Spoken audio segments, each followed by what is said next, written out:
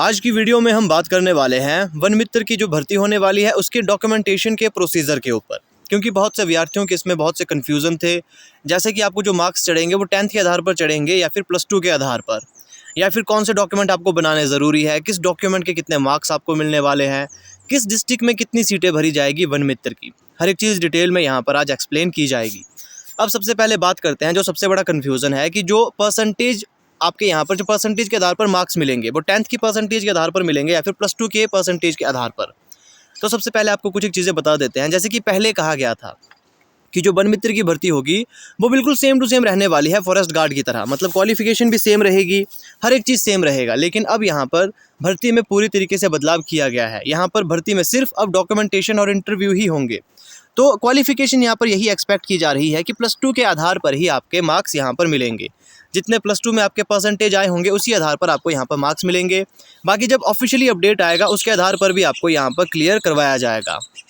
अब बात करते हैं एडिशनल मार्क्स की और कौन कौन से डॉक्यूमेंट्स आपको बनाने होंगे। देखिए, जो बीपीएल में है उन्हें बीपीएल सर्टिफिकेट लाना पड़ेगा और जो ईडब्ल्यूएस में है उन्हें ईडब्ल्यूएस सर्टिफिकेट बनाना होगा, क्योंकि उसके आपके यहाँ पर 2 मार्क्स आपको मिलेंगे। फिर बात करते हैं SC ST OBC वालों को भी यहाँ पर 2 मार्क्स मिलेंगे। अब यहाँ पर NCC NSS के ऊपर भी यहाँ पर आपको मार्क्स मिलने वाले हैं।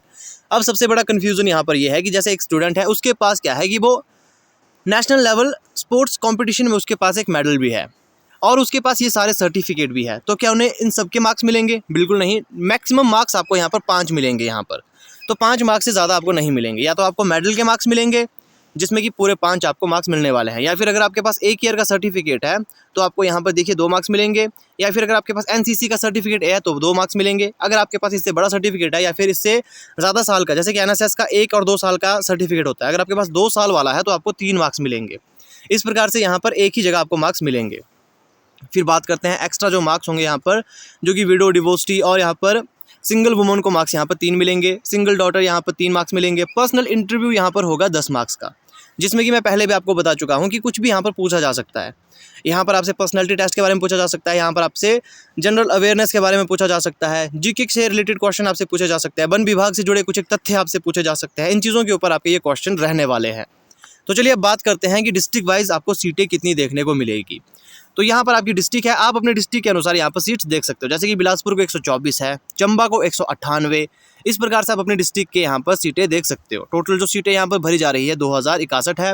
बाकी जो ये तरीका है भर्ती करवाने का, देखिए मेरे हिसाब से तो ये पूरे तरीके से गलत है, क्योंकि यहाँ पर देखिए बहुत से ऐसे भी कैंडिडेट्स होंगे जिनके 10th और +2 में बहुत ज़्यादा मार्क्स होंगे, और कोविड के दौरान तो आप सभी जानते ही हो कि किस प्रकार से मार्क्स बच्चों के आए थे, बिना एग्ज़ाम दिए बहुत ज़्यादा मार्क्स उन्हें दे दिए गए थे।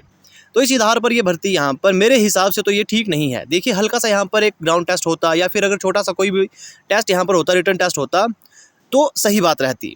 बाकी बेहतर तो यही रहता कि फॉरेस्ट गार्ड की तरह ही इसमें सबसे पहले फिजिकल एफिशिएंसी टेस्ट होता, फिर एक एग्ज़ाम होता और उसके आधार पर यहाँ पर मेरिट बनती। लेकिन फिलहाल जो भी अपडेट रहेंगे इस भर्ती के रिगार्डिंग, किस प्रकार से ये भर्ती होगी, क्या इसी प्रकार से होगी या कुछ एक बदलाव किए जाएंगे, जो भी अपडेट आएगा वो आपको बता दिया जाएगा। तो हमसे आपने जुड़े रहना है। बाकी अपनी राय आपने कमेंट में ज़रूर बतानी है। आपको क्या लगता है इस भर्ती के बारे में कि ये भर्ती इसी प्रकार से होनी चाहिए या फिर फॉरेस्ट गार्ड के तरीके से ये होनी चाहिए? कमेंट करके अपनी राय आपने ज़रूर देनी है।